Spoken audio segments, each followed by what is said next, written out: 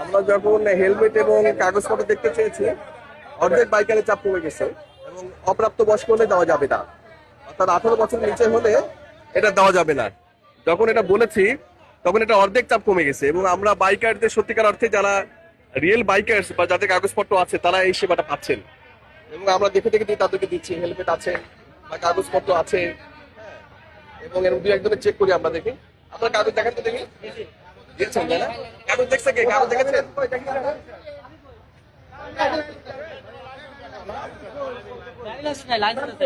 কিসের লাইসেন্স? আর driving licence কোথায় আপনার? আমার আব্বু কাজে গেছে, আমাকে গাড়ি পাঠাচ্ছে। তাহলে পাবেন না। বাড়ি যাওয়ার মতো তেল নাই, আমার বাড়ি পুকুরে। আচ্ছা, বাড়ি আপাতত 100 টাকা দিন। আমি না, তুমি পরে আসো। হারাই দিই। না, চাবি তোমার দিও।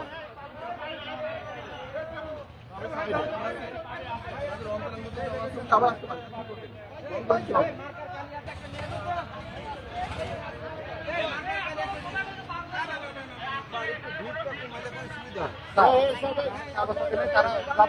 তারা